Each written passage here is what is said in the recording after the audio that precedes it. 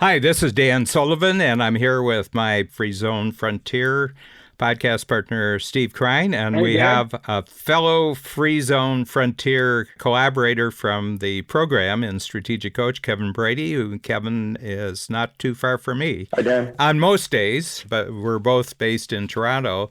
So those of you who are just for the first time tuning in to the Free Zone Frontier podcast series, Steve and I have been working together for 23 years since Steve was one of the pioneers and one of the few winners in the dot-com revolution of the late 90s. Timing is everything, Steve. I think you would agree on that. Sure is.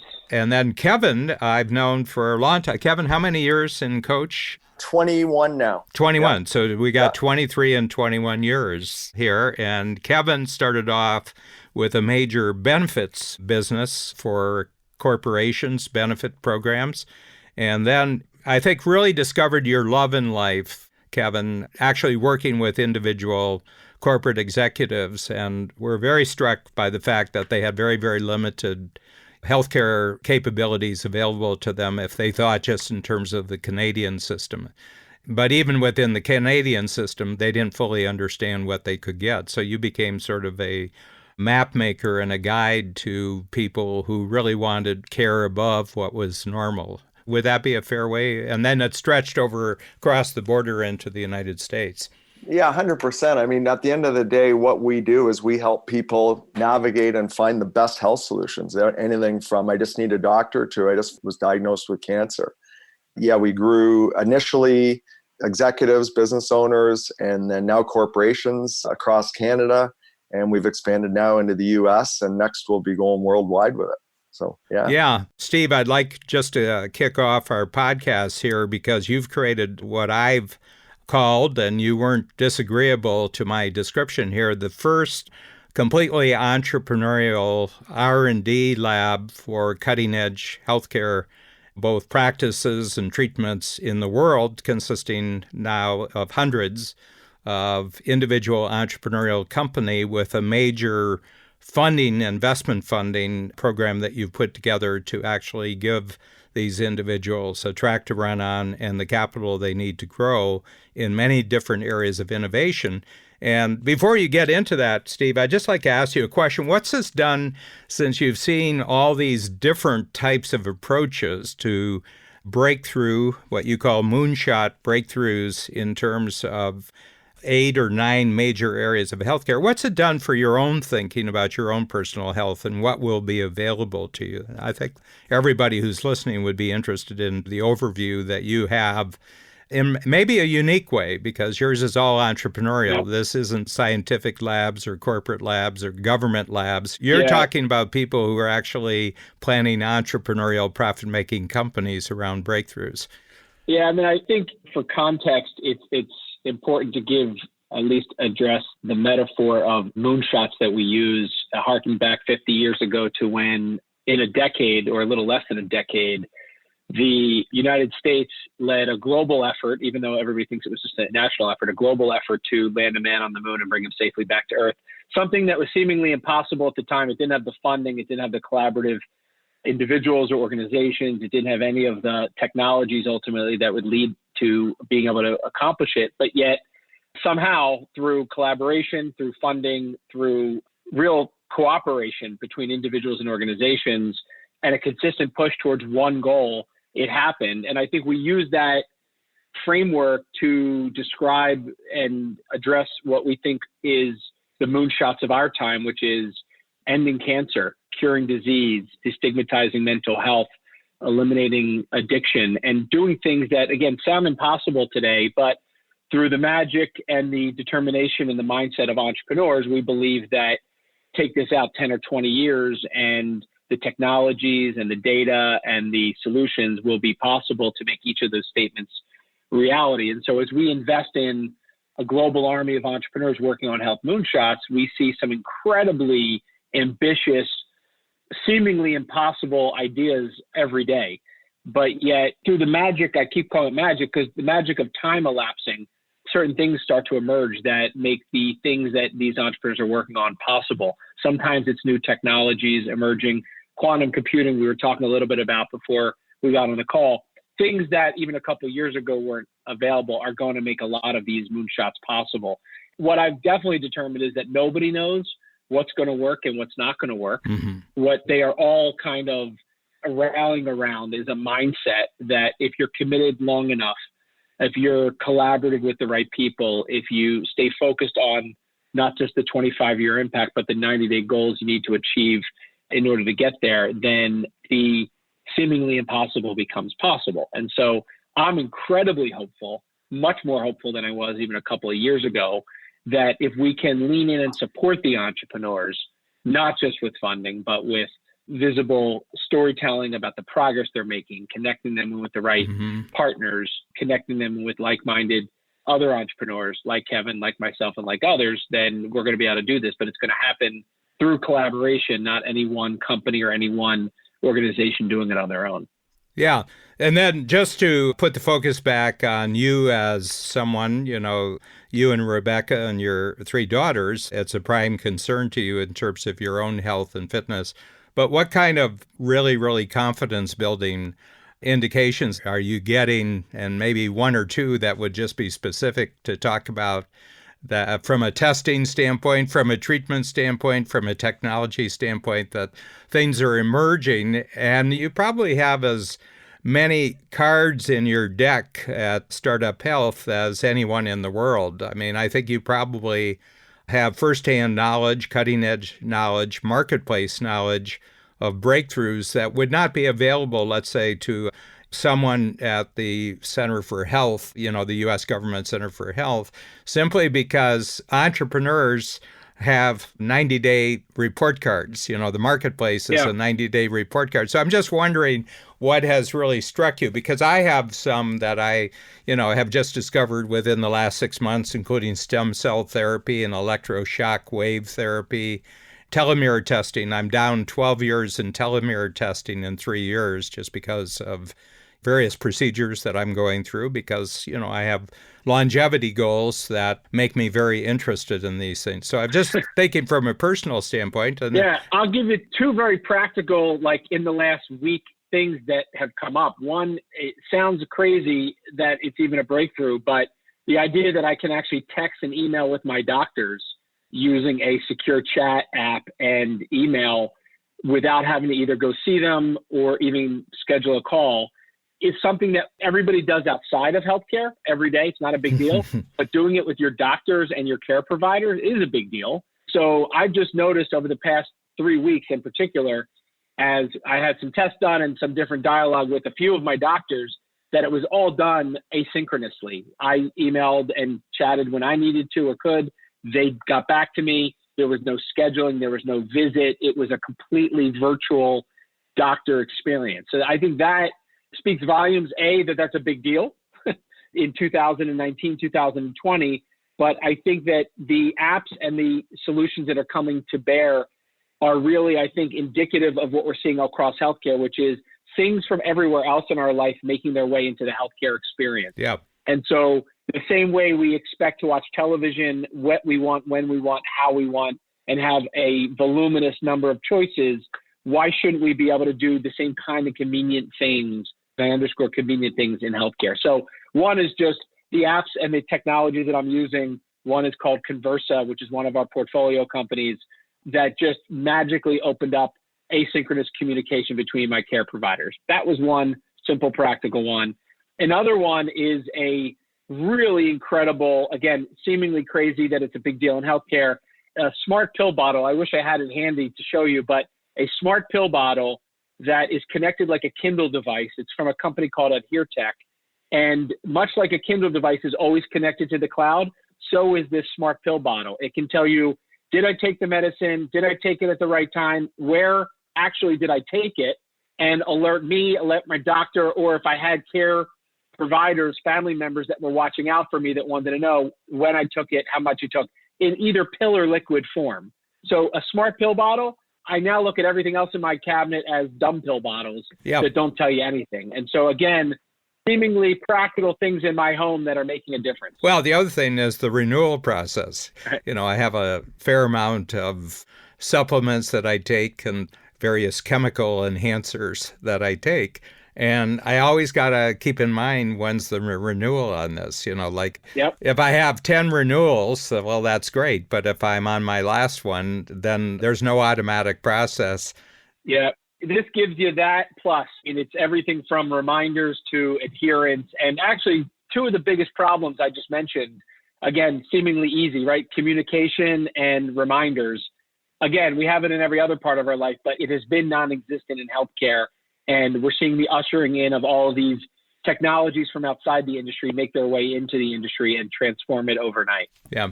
Kevin, just in terms of what Steve is talking about here, in terms of the problems of healthcare, it means there's almost an unlimited number of solutions that are possible because almost any one of them would improve things in some way. I mean, if you're talking faster, easier, cheaper, and more available, then all of these are really, really important. So what's your take on this? And thanks for sharing that you've got challenges of your own right now. So maybe you could just talk about that, because I know you're probably getting the benefits of your own organization here simply because of a personal challenge.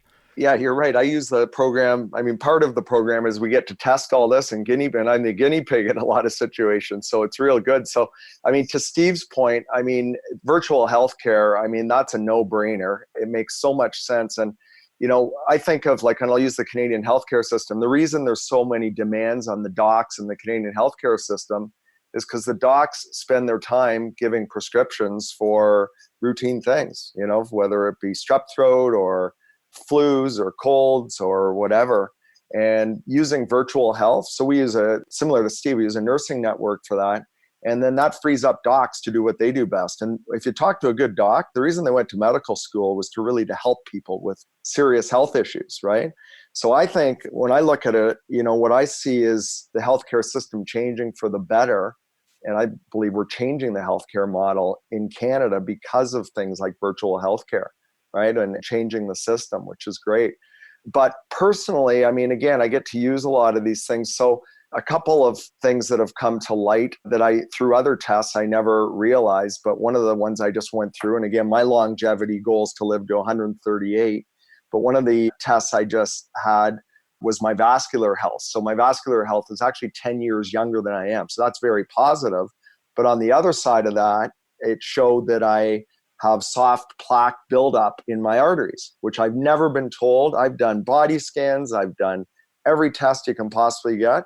And I've never had any that come up before. So again, through supplements and some of the things we're doing, confident that I'll be able to get rid of that. Mm-hmm. So, something like that, because you'd rather know about it now than know about it down the road.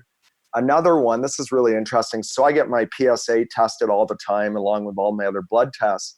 So my PSA has always been really low, like no issues, no issues, no issues. Again, the last test I had it done through a clinic down in the US, through another New Frontier member. It showed a different type of test on my prostate, showed that something showed up. So then I arranged for an MRI on my prostate. Again, something showed up. So I just did a blood test that now is going to a specialized clinic in Europe. Mm-hmm. And from my understanding, it's the only place in the world that will be able to determine whether I actually have cancer cells in my body. And the good thing is with prostate, you'd rather know now than 30 years from now. Yeah. Right. And you can do something about it. Yeah. And I had an encounter of the close kind with that 3 years ago. Yeah. I know that. And interestingly, a full body MRI missed it. Yeah. Fortunately, I had a PSA test about 6 weeks after, and the PSA caught something that the full body MRI didn't catch. And we were able to get in early. And in the final analysis, I had wonderful, wonderful care in Chicago at Northwestern University Hospital. Edward Schaefer is the doctor, just probably the greatest communicating doctor that I've ever met in my life. And he's the head of the urology department at Northwestern University Hospital. And that's our centers for Babsamy, because we're in two systems. We're in the Canadian system, and when we're in the States, we're in the American system.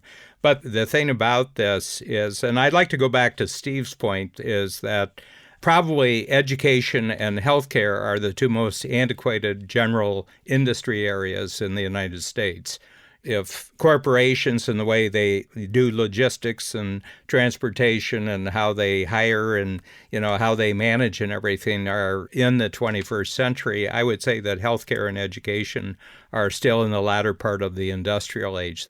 It's like shift work, it's like dock work, it's like assembly line work, and it's very, very impersonal and very, very inflexible still. Yeah. And I think the reason is because of the existence of enormous government-granted monopolies. Mm-hmm. Steve, I think your model of creating a totally entrepreneurial R&D lab, and you're doing it for your own reasons and you're excited about your own progress and everything. Yeah. But I think it's just the marketplace responsiveness that entrepreneurs have as opposed to government granted and government enforced monopolies that actually cuts down on. It's a combination, though, of its government and the business models, not just of the government regulated areas, but just overall the way the money flows and the way people who pay for the care and the people who receive it and the people who approve the paying of it and all the different things down the line, they're all designed, regulatory aside, they're all designed ultimately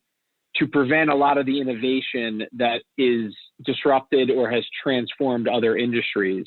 So it's not that different than when an Uber and Lyft try to go into a city and the regulatory bodies get involved, but more importantly, so do the private companies and all the other kind of organizations that are making a lot of money from it, right? And so if you go into the hospital and you're in the care of any great hospital, even in New York City, it's kind of really depressing within a matter of hours to see how dysfunctional these organizations operate, even the best well-intentioned organizations that have plenty of money, because they're not embracing any of the innovation or any of that because of the minutia in order for this innovation to get commercialized and make its way into the stream. So I think it's going to take a long time.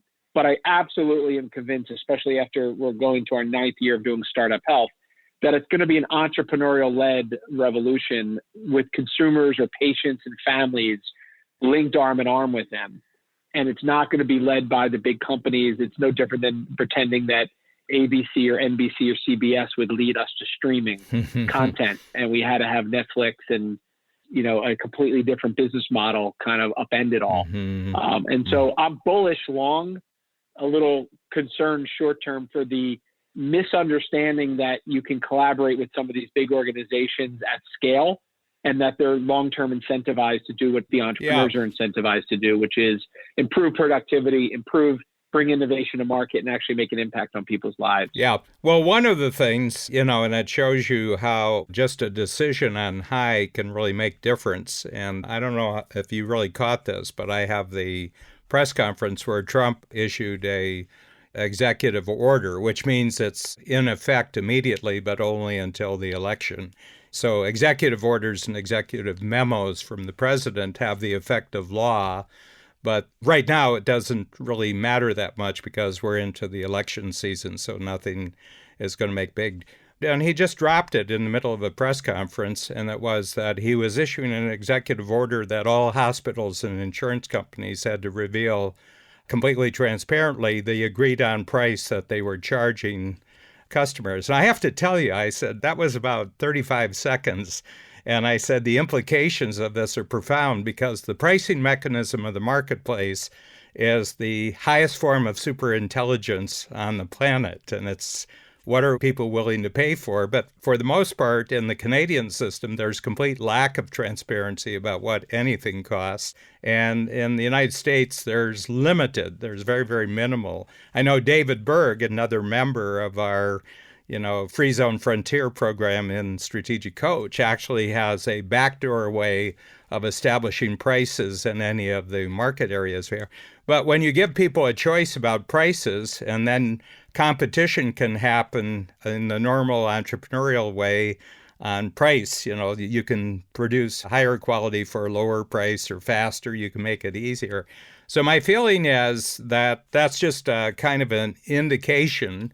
And my sense is we'll see this again in the campaign, that this will become one of his messages for re-election is that this is what we're going to do. Yeah.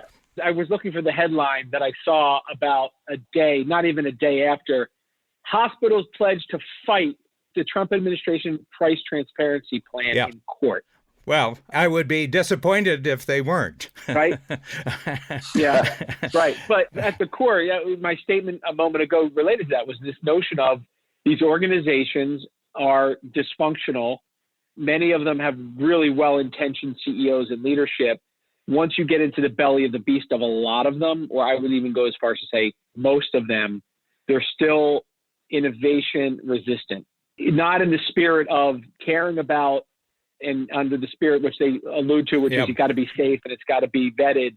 Even when you bring them vetted, even when you bring them FDA approved, even when you bring them things they should be testing or trying, it's just not in the way their cycles of even going to work and spending 12 hours a day in shifts are set up. So as soon as you add less productivity to what they think is going to happen, it's a big kryptonite move for them. Well, I think what we'll do with the podcast is we've sort of laid the groundwork here with Kevin and you, Steve, actually giving the framework for how two entrepreneurs, strategic coach entrepreneurs, are approaching this. And we actually have a critical mass in the free zone frontier. If I had to pick one industry where we seem to be seeing more innovative collaboration, it's in the healthcare. So I think we probably have good 8 or 9, 10 of our entrepreneurs. And you all started from a different, actual first entrepreneurial company basis. When you first became an entrepreneur, you all started someplace different, but there's kind of like this magnet to the center of healthcare. And I think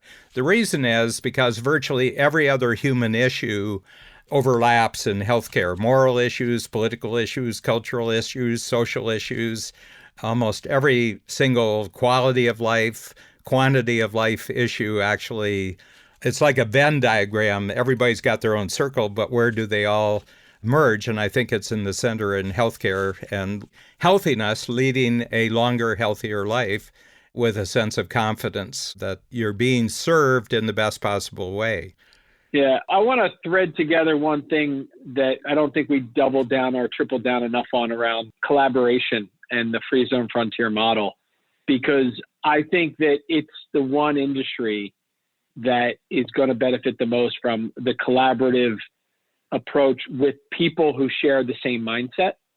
And so just as a thread to think about how the collaboration between, I love how you call them simplifiers and multipliers, how collaboration between people and organizations working towards the same goal can find a common ground to contribute their unique ability to the ultimate impact that they're trying to make in healthcare, I think is littered with big problems that will only be solved through good collaboration, entrepreneurial, innovator collaboration. Yeah, I believe so. Kevin? Yeah, just to follow up on that, I mean, David Berg and I were sitting together at their last session, and when we went through the multiplier simplifier, he turned to me and he said, "You're a multiplier." And I said, "And you're a simplifier."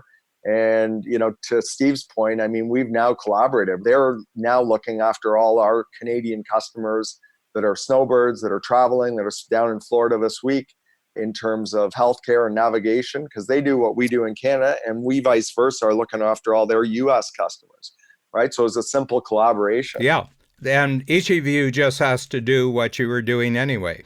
Exactly. Yeah, it's just an agreement. Simple. It's just an agreement. Our agreement was a handshake. Yeah, well, I say that, if a lawyer and a contract is required, probably it's too complicated. Yeah, exactly. But you're probably not intending collaboration if those two things are needed. So I'm just going to close off this one because we laid a lot of groundwork, but in the next podcast, I'd like to just go through a 5-step process of how these collaborations seem to always happen when they work. So I'm just going to walk you through, and then we'll just stop whenever you want to stop, and we'll talk about it, and you'll talk about your own experience, but we'll have a model. And as a part of this podcast, we will have the downloads of the 2 documents that I'm using. So anyone who's listening to the next podcast will get the actual downloads, but you have to tune in. So Steve, great to talk to you. And The news that you're braining us in the first quarter of next year, I'm in on the secret, but I can't say anything about it. You've really cracked a big code of funding for entrepreneurs around the world with sheer collaboration with massively big global organizations. But I can't say anything. About it. I can only tease here. And Kevin, that's great news about the collaboration across the border between you and David Berg, who, in fairness, is actually a born Canadian and was able to look at the United States totally differently because he came out of a national system into a country that doesn't have national systems, and he was able to see all sorts of possibilities just simply because he had a different model. Yeah. No, for sure. He's a pleasure to deal with. That's for sure. Thanks, Kevin. Thanks, Dan. Thank you. Thanks, Steve. Thanks, Dan.